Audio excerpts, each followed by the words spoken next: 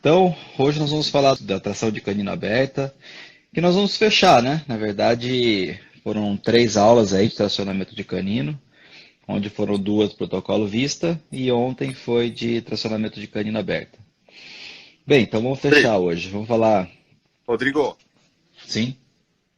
eu fiquei de mostrar o que acontece, por isso que é bom falar para os pacientes, né?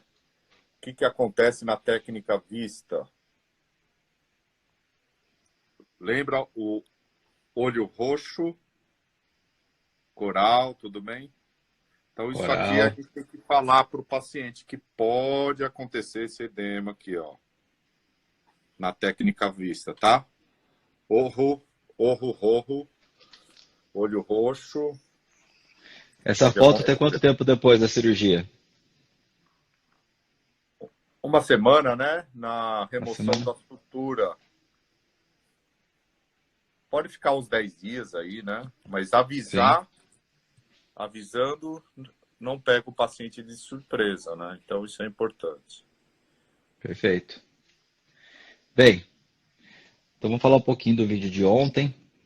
Então vocês viram bem que a diferença da técnica vista da técnica aberta é que os tecidos que nós trabalhamos são completamente diferentes. O tecido vestibular, para nós termos um bom prognóstico, nós vamos trabalhar em mucosa, ou seja, o canino tem que estar mais apical possível. Então, nós abrimos e fechamos. Então, a técnica vista é sempre suturada a primeira sutura e a segunda não. A primeira incisão estrutura-se e a segunda incisão não precisa. A técnica aberta, a diferença é feita por palatina. Essa técnica, o tecido é completamente diferente, não é um tecido mucoso, é um tecido completamente ceratinizado.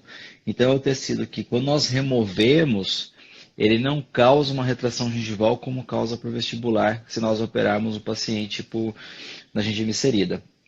Então, esse é um dos pontos principais aí. Rodolfo, grande abraço. Matoba.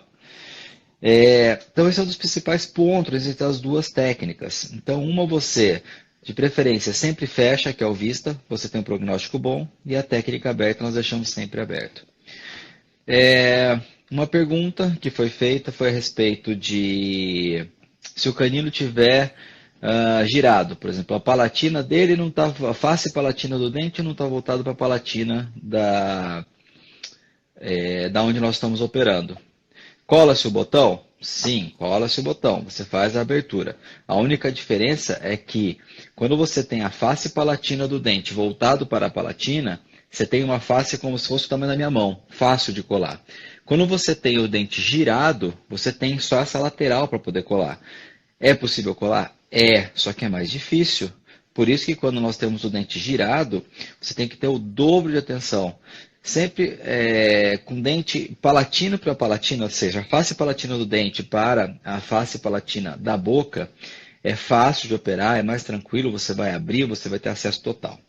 Quando você tem o dente girado, tá? Já é mais difícil de localizar. Então, o que eu falei ontem em aula, que você pode fazer uma prototipagem, fazer uma tomografia, ter um arquivo DICOM, fazer um escaneamento e ter um arquivo estéreo, você conseguir unir os dois, você fala, mas eu não sei fazer isso.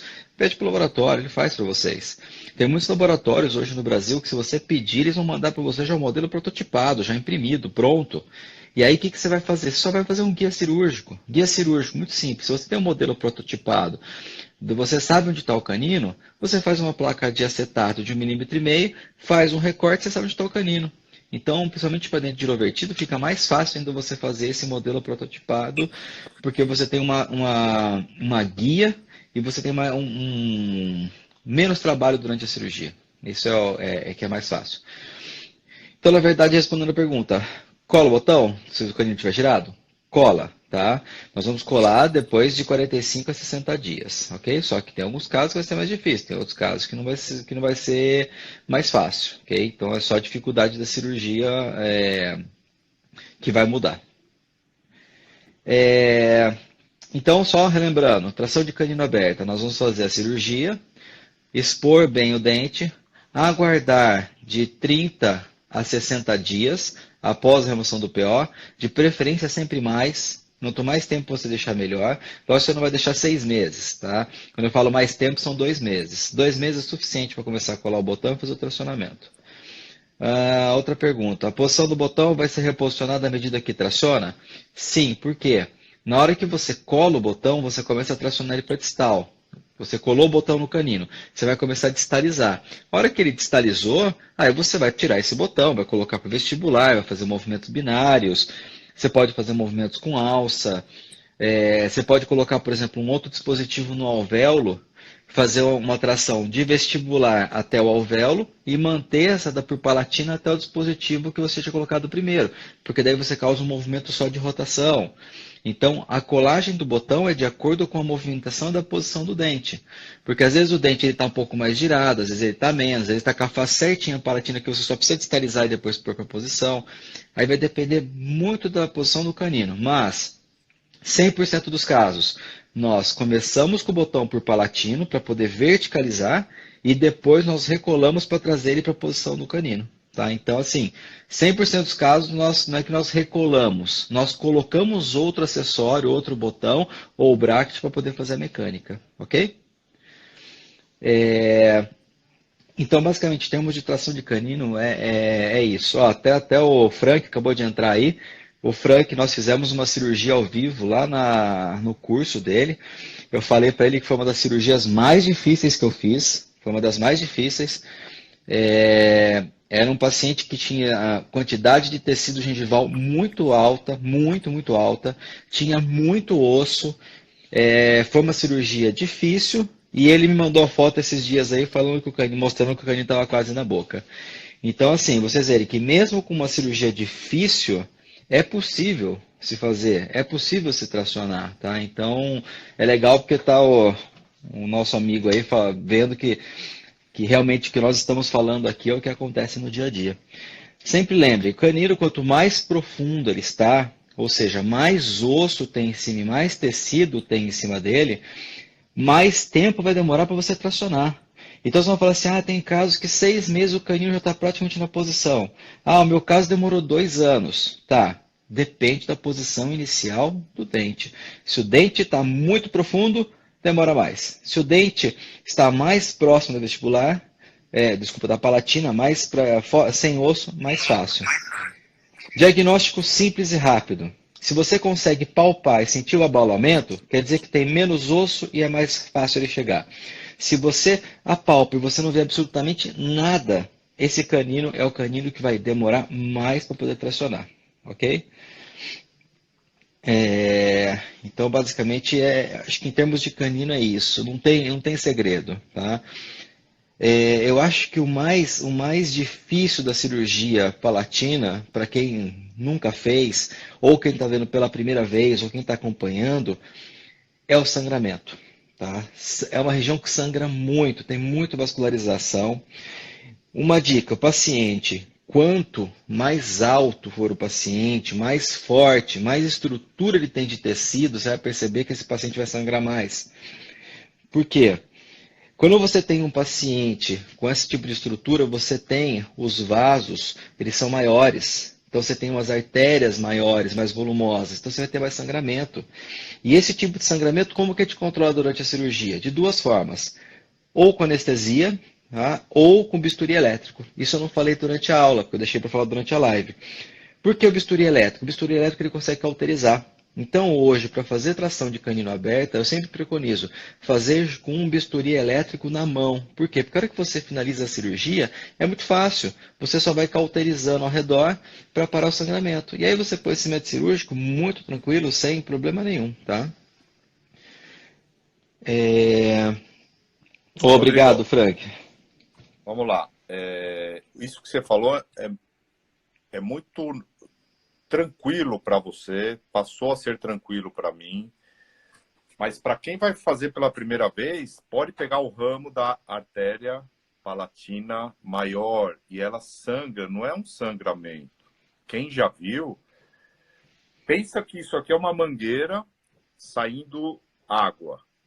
É a mesma coisa se você atinge essa artéria palatina maior, e muitas vezes não é bem ela, é a É um ramo dela. ramificação dela. E é um sangramento que entope até o teu sugador, teu sistema de sugador, o paciente sangra pela clínica, né? Então, isso aí é importante. Então, vamos lá. Aconteceu isso, claro que o ortodontista vai entrar em desespero, mas o desespero não vai adiantar. Você tem que resolver. Quais são os 3 passos aí para resolver? Vamos lá. Ó, o Frank está colocando aqui que ele viu esse sangramento, exatamente, tá? Por que que ele viu esse sangramento?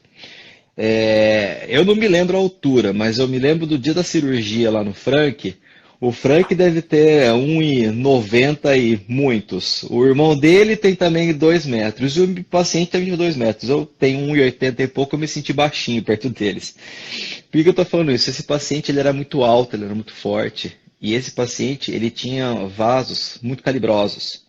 Então, a hora que eu fiz você vai fazer a incisão, você consegue sentir a quantidade de tecido já que tem.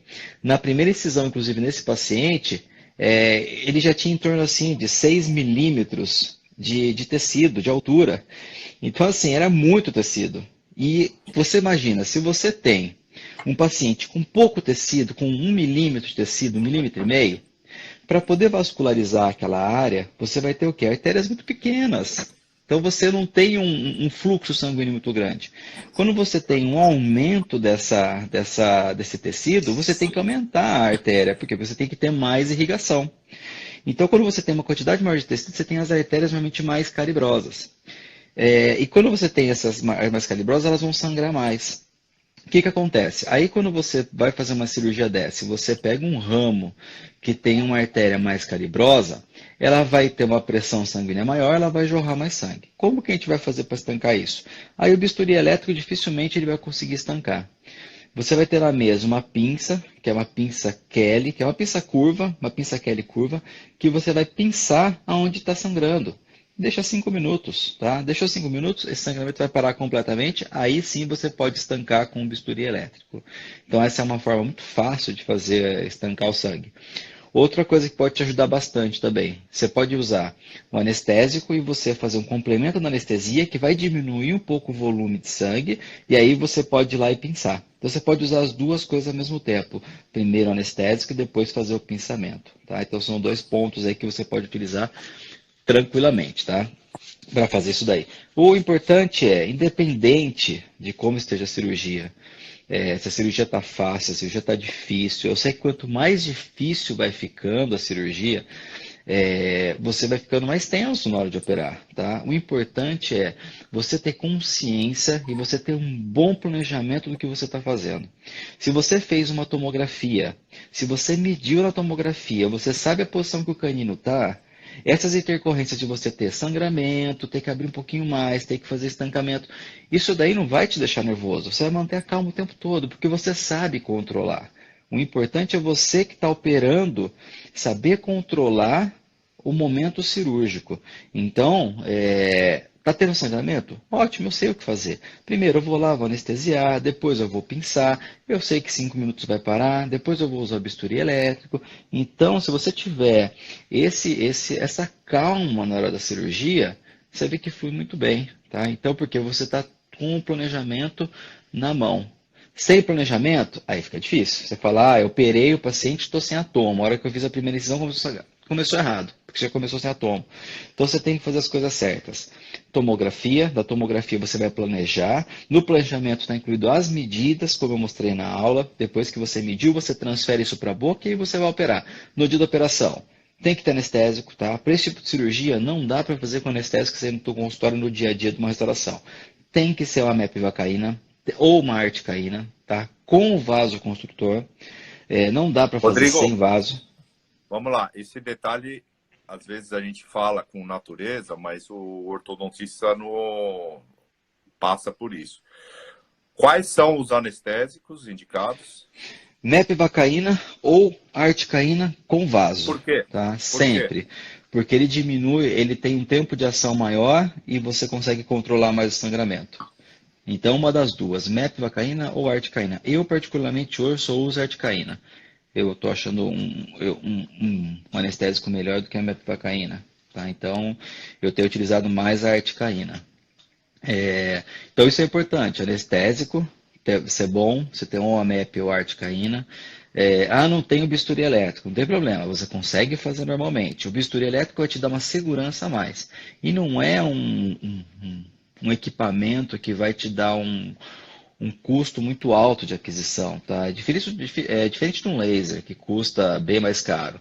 O bisturi elétrico você vai pagar o quê? R$ 2.000 aí. Então não é nada absurdo em comparação com o laser que custa 15, 17 mil. Então é um equipamento que dá para você ter no consultório, principalmente para esse tipo de cirurgia.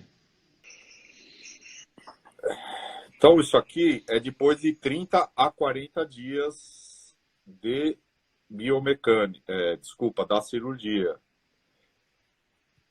Reparem que tem dois botões aqui. Eu preciso de algo para tracionar o dente, correto? Então, o pensamento aí do Rodrigo é o quê? Tirar o canino da raiz desses dentes aqui. Não adianta eu levar esse canino para cá, ele vai tocar na raiz daqui. Se já tiver reabsorvida, ele vai aumentar a reabsorção. Então, eu tenho que sair dessa posição para essa. Eu tenho que distalizar o canino primeiro, sair da posição da raiz, principalmente do lateral, aí ele tem um corredor ósseo, correto, Rodrigo? Perfeito, perfeito. Repara no seguinte aqui, Rodrigo, ó, o que nós fizemos. Aqui está o canino descido. Eu não faço a extração com ele aqui, com canino permanente nessa situação. Nós fazemos quando o canino estiver na posição, que eu já tenho certeza que vai ser sucesso a técnica. Aí eu extraio o canino descido e uso ele como provisório, né? E vou desgastando ele ao canino permanente entrar na posição. Claro que depois, você sempre fala isso, né? Depois vai precisar trabalhar com torque, porque o canino vai inclinado para a posição, mas é outro assunto, né? Mas, enfim, o principal é tirar o canino da raiz dos incisivos, centrais, central e lateral. Principalmente o lateral, né? Perfeito, Correto? perfeito. A hora que ele chega na posição, aí você vai trabalhar o torque ali. Quem está trabalhando com um bracket que tenha torque negativo já de canino, não precisa fazer nada. É só ir para a posição e fazer torque individual se tiver necessidade. Agora, quem trabalha, por exemplo, com torque positivo, aí tem que pensar em inverter bracket para poder inverter o torque. Então, depois que ele chega, você tem que trabalhar em cima dele, né? Porque geralmente ele está numa posição extremamente palatina. Na hora que você posiciona, ele tá aqui, ó. Ele faz isso aqui, ó. Ele vem com uma inclinação. E aí você tem que trabalhar esse torque para poder ajustar a raiz. Vem coroa, depois você trabalha o torque da raiz. E até esse caso que você mostrou é fantástico, porque você mostrou exatamente o que nós falamos ali sobre o botão, que você tem que alterar às vezes a posição. Você viu que ele tinha um botão palatino e um botão vestibular. Então você altera ali onde, dependendo da mecânica. Doutora Rina, a Gina faz a endodontia quando as raízes estão reabsorvidas. Vamos lá. Avisa o paciente que provavelmente vai fazer em alguns casos, né? É assim, Gina, o que acontece? Tem muitos casos em que você tem o canino na região, por exemplo, do lateral. E você foi observar isso aí, o paciente tinha 20, 25 anos, depende da idade. O que aconteceu? Esse canino já reabsorveu a raiz lateral, tá? Só que essa reabsorção normalmente é uma reabsorção porque está com trauma, porque esse canino está tentando irromper e o lateral está na frente. Normalmente, nos casos que nós operamos, que nós tiramos esse canino de posição e trouxemos ele já para a arcada, esse lateral, a reabsorção ela para. Em muitos casos, você não precisa fazer endo. Mas é lógico que você vai ter que avisar o paciente, ó, nesse caso, você tem uma reabsorção, pode ser que você tenha que fazer uma endo, mas o que nós observamos é que na grande maioria dos casos, a hora que você tira o canino daquela posição que estava reabsorvendo o lateral ou central, aquela reabsorção para. E aí você não precisa fazer absolutamente nada. Tá? Então, a gente só vai indicar essa endo depois que esse canino estiver na posição, vai fazendo radiografias de controle, mas você vai observar que nas próprias radiografias de controle você não vai ver uma lesão, porque essa reabsorção ela foi causada por causa do canino que estava vindo na posição do lateral, ok? Então, normalmente a gente não precisa fazer a endo, tá? Então, uma boa pergunta essa. Teve uma outra pergunta também no Instagram, falando assim, mas reabsorve muito lateral e central? Na verdade, essa reabsorção de central e lateral, ela acontece normalmente em caninos por palatino e quando fica mais tempo. Então, por exemplo, são dois tipos de cirurgias diferentes. À vista, a grande maioria são em pacientes adolescentes, que nós vamos trabalhar aí de crianças de 8 até adolescentes de 14, 15 anos é a média de idade. O Vista já é diferente. O Vista vocês vão perceber que a grande porcentagem são pacientes já mais velhos. São pacientes de 18, 20, 25, 30 anos. O que eu recomendo para vocês? Pacientes de 18 a 20, 25 anos, geralmente não tem muito problema. Depois dos 25 anos, você começa a ter casos de anquilose. Então você tem que fazer uma boa tomografia para que a hora que você faça o planejamento, você consiga ver se tenha anquilose ou não. É lógico que você não consegue ter 100% de certeza se você tem anquilose ou não. Mas se tiver pontos maiores de anquilose, você consegue observar na tomografia. Só que tem que ser de qualidade, não dá para ser qualquer tomografia. Tá? Se você fizer tomografia com baixa resolução, você não vai conseguir visualizar essas anquiloses. Olá, o Dr. Luiz da Bolívia, de Santa Cruz. Você sabe que ele é o teu... Ele faz o que você faz na Bolívia, né? Na Bolívia. Já que eu não tenho você lá, é ele que faz as cirurgias e está fazendo de uma maneira muito tranquila, né? O que acontece? Pega o teu cirurgião, que você confia, faça junto com ele. Porque, por exemplo, o Dr. Luiz é fenomenal, mas ele não sabe de força de ortodôncia, mecânica de ortodôncia. Então, eu sentei com ele, mostrei a técnica. Hoje ele ensina para o ortodontista que força tem que utilizar, que carga tem que utilizar para tracionar um canino desse, né? É isso que tem que fazer. O cirurgião tem a habilidade, nós temos que doutriná-los, adaptar para a realidade ortodôntica, né? Uma pergunta, Fábio. Qual que é a força para tracionar o canino e quanto tempo demora? O tempo é o que eu falei. Depende da profundidade do canino. Quanto mais osso e mais tecido tiver em cima, mais profundo ele tiver, mais ele demora. Pode demorar 1 ano e meio, 2 anos. Já tive casos de 2 anos e meio. Então, tempo é relativo ao posicionamento do canino. Agora, a força. Normalmente nós utilizamos a força em torno de 150 gramas para poder fazer essa ativação. Então, se vocês olharem na aula de ontem que eu gravei, eu mostrei um elástico tracionando. Essa força do elástico é de no máximo 150 gramas. Okay? Então, esse elástico ele é trocado a cada 30 dias. Se for o elástico de segunda geração, como nós já mostramos que nós utilizamos o Vista, eu não troco. Eu só puxo um elo, eu reativo o elástico. Esse é o único elástico que dá para fazer isso. Tá? Os outros não dá para fazer. Os outros você tem que trocar a cada 30 dias. Então, a força é no máximo 150 e o tempo é isso. Depende de cada caso. Cimento cirúrgico, depois no final, é muito importante. Eu gosto muito do Coepac, eu acho que é um dos melhores cimentos que tem. Eu já utilizei outros, não gostei do resultado, os outros caem mais fácil. E sempre lembrando, quando você vai usar um cimento cirúrgico, principalmente um Coepac, o cimento ele não tem uma adesão, ele não tem posso falar, uma cola. Então, esse cimento ele tem que ter uma resistência física. Não adianta você colocar cimento só no local do canino. Você tem que estender para o vestibular. Se esse paciente tiver de aparelho, você vai e dá uma volta no aparelho e prende no aparelho, é uma retenção mecânica. Se o paciente não tem aparelho, você vai vir e você vai apertar na região interproximal para que entre na região interproximal para poder dar uma sustentação maior para esse cimento. E pedir para o paciente, ó, ocluir o cimento. Se ele não oclui, na hora que ele chega em casa ele vai ocluir, o cimento quebra. Então você tem que pedir para ocluir. Só que a hora que você vai ocluir, você tem que pegar os dentes de baixo e você tem que passar soro.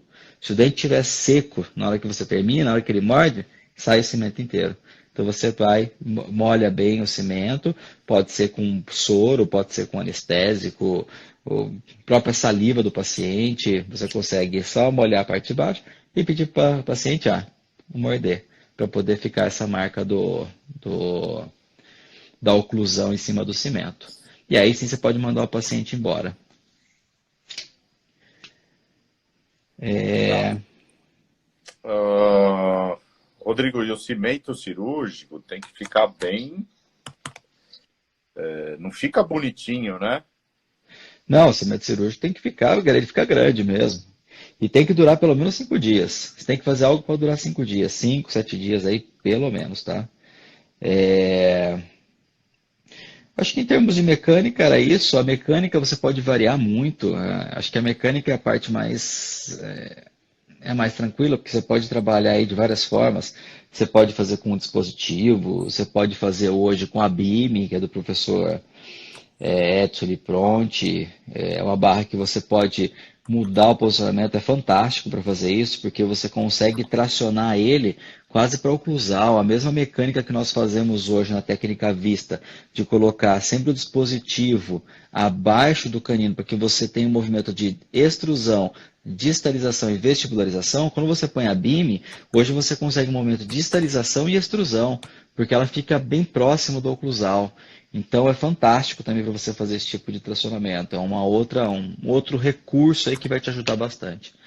Então assim, mecânica tem várias, tá? Tem várias formas e aí você pode ver o que você está mais acostumado a fazer. O importante é que você tenha o canino totalmente exposto para você, para colar bracket, para colar botão, para passar arco, para fazer com dispositivo, da forma que você julgar melhor.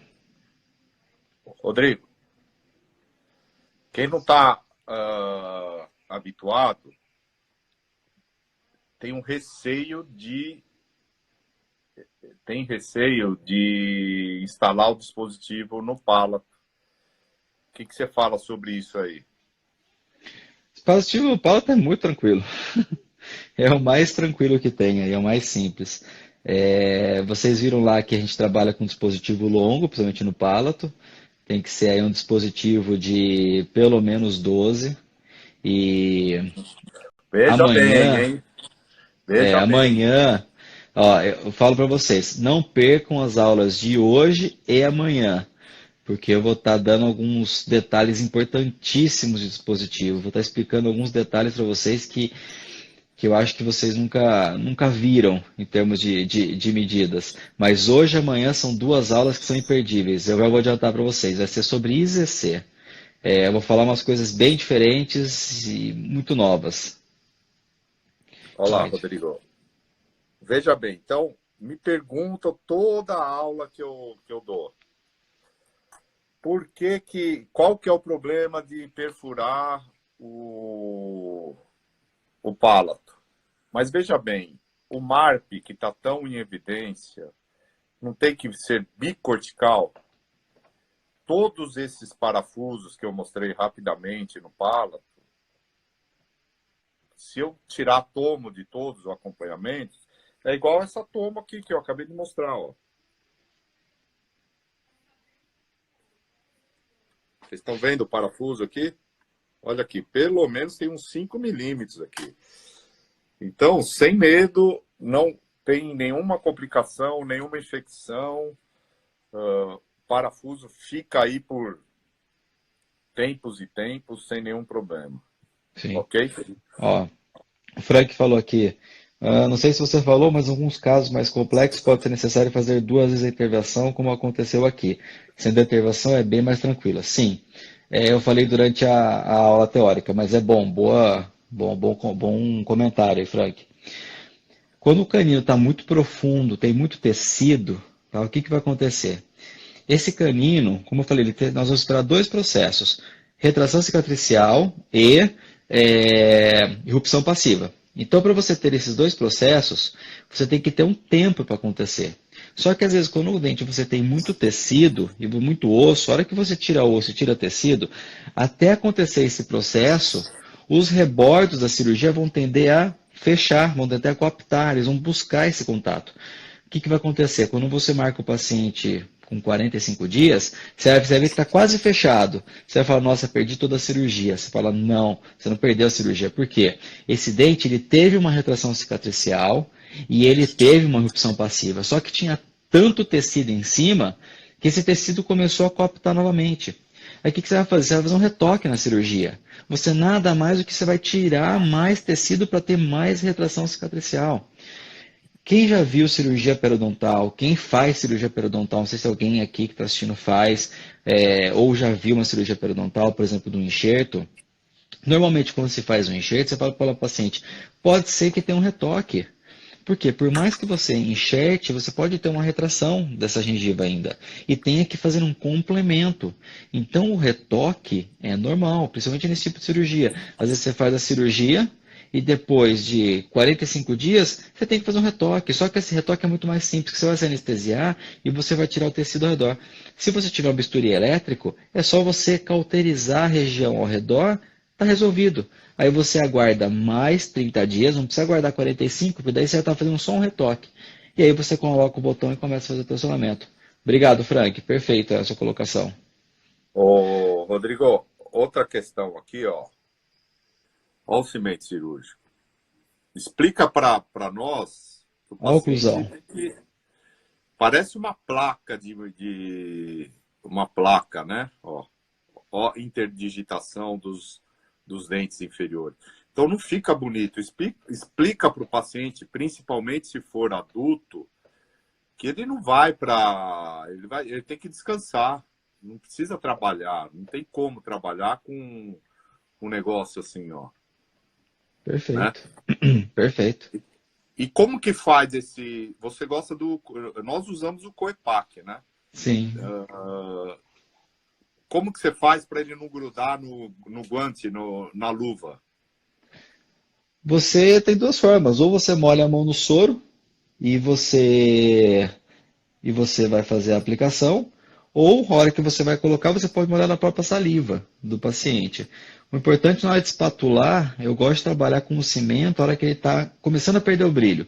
Não perder o brilho totalmente. A hora que você espatula, ele cria um brilho. E a hora que você está esperando o tempo de presa dele, ele vai perder esse brilho. A hora que ele começa a perder a hora de espatular, você consegue fazer uma bola com ele. Não pode ser nem muito mole nem muito duro. Então é no momento que ele está começando a perder o brilho, você faz uma bolinha e você coloca na boca do paciente. Não tem segredo. Esse cimento cirúrgico é bem tranquilo. Teria alguma recomendação? Sim, tem. Se você não tiver um bisturi elétrico, a hora que você está fazendo essa cirurgia, você tem que angular o bisturi em 45 graus. Porque se você deixar um tecido reto nas paredes laterais onde você está fazendo a cirurgia, se ele ficar reto, esse tecido ele tende a fechar e coaptar mais fácil. Então nós fazemos o quê? Uma inclinação de 45 graus. Nós aumentamos a ferida cirúrgica. E isso causa uma retração cicatricial maior. Isso nós fazemos quando nós estamos com bisturi normal, lâmina 15C. Se é um paciente que nós temos o bisturi elétrico, já muda, porque o bisturi elétrico, na verdade, só vai queimando esse tecido ao redor. Então, esses 45 graus, você não precisa angular, você só vai queimando o tecido. Quanto maior você deixa essa ferida cirúrgica, maior a retração cicatricial. Quanto mais profundo tiver o canino, ou seja, mais osso, mais tecido, mais você vai cauterizar, mais você vai tirar tecido. Só tomem cuidado, nunca deixem osso exposto. Osso exposto pode acontecer necrose. Sempre tem que deixar tecido em cima de osso. Tá? Sempre. Bem, eu acho que hoje nós conseguimos fechar aí os 2 caninos, tanto as 2 técnicas, né, vista e tração aberta. Ó, Vocês estão vendo? Isso é uma realidade que acontece com nossos caninos. Ó. Essa será uma técnica vista. Precisa fazer endodontia? Primeiro nós vamos tratar o canino. E depois vai pensar, claro, que esse dente sempre acompanhar, em fazer endodontia e até mantê-lo aí na boca, né? Então você vê o que a reabsorção faz aqui. Imagina, Rodrigo, agora imagina se eu fico anos e anos querendo tracionar um dente que já está reabsorvido, fico puxando ele e fazendo carga no incisivo lateral, que é o dente que mais sofre, né? Sim, Nessa sim. história toda. E como nós já tivemos casos de caninos que nós fomos operar, o lateral estava perdido, tinha reabsorvido 100%. O que eu vou falar para vocês é tudo que nós falamos desde 2000 e... Eu comecei a falar de 2014, o Rodrigo 2012. A primeira vez que nós tivemos contato com o professor Cristiano foi em 2009. Eu fui em 2010. Tudo que nós falamos está errado? Não, continua sendo certo. Mas hoje não fazemos mais nada do que nós falávamos até o ano passado. Tá? Mudança de parafuso, mudança de técnica. Talvez o Rodrigo vai falar algo de engenharia que o ortodontista não gosta, mas vai saber porque a técnica tem que ser manual, não usa nenhum tipo de lança e nem motor, tampouco motor, né? Não se usa solamente a mano, porque você tem sensibilidade e o parafuso é a medida correta para você ter sucesso, tá? Então, não estamos falando da boca para fora, porque se somar eu, o Rodrigo, os nossos alunos, vamos colocar aí 7 a 10 mil parafusos colocados. Então, o que nós erramos, vocês não vão mais errar, porque já foi testado tudo, né? Correto, Rodrigo? Correto. Uma última pergunta aqui da Letícia, só para gente finalizar. Quando o canino está muito centralizado no osso em sentido vestíbulo palatino, qual das duas técnicas a preferência? Bem, Letícia, essa é uma pergunta, parece difícil, mas é simples, tá? Por quê? Nós vamos decidir onde tem menos osso, tá? Então, por exemplo, essa que o Fábio mostrou agora, ela está no centro. Só que, por vestibular, nós observamos que tem só uma casquinha de osso, ou seja, tem menos osso, então o acesso vai ser por vestibular. Outro ponto que pode nos ajudar também a decidir, a posição das raízes. Se a raiz, por exemplo, imagina que o canino está em cima do lateral. Se a raiz do lateral está por vestibular e o canino por palatino, eu vou operar por palatino. Se a raiz está por palatino e o canino por vestibular, a opção é por vestibular. Então, por que eu falo que depende da raiz? Porque dependendo da posição, pode ser que o canino esteja mais anterior ou mais posterior, mesmo estando no centro, porque as raízes podem estar ali vestibularizadas ou palatinizadas e o canino está no meio. Então, o que manda? Aonde tem menos osso e aonde eu vou conseguir fazer melhor a minha mecânica. Então, o que manda? Osso e a mecânica, onde vai ser mais fácil fazer. É aí que eu decido. Tá? Ô, Frank, nós vamos de novo para Juiz de Fora. A hora que você quiser e faz alguma coisa para ser mais clínico ainda, tá? Porque agora Tivemos o clínico posso... lá, né? Nós tivemos um clínico, só que foi um clínico privado lá, né, Frank? Fizemos Faz lá um com um clínico, grupo fechado, foi fantástico. faz um clínico e, Rodrigo, depois que normalizar, eu já lanço aqui. Não é nem um desafio, porque é muito tranquilo. Eu vou fazer ao vivo uma live instalando o IZC, instalando no Palato e instalando o Buccal Shelf. Mas vocês não precisam ver que eu faço em 1 minuto, não precisa ser em 1 minuto que vocês têm que fazer. É estudar anatomia, pegar um bom material, não adianta qualquer material, e fazer a técnica muito tranquila. Ok? Eu vou fazer ao vivo, fica a minha promessa, tá? Perfeito. Bem, muito obrigado a todos aí. Graças, graças Latinoamérica.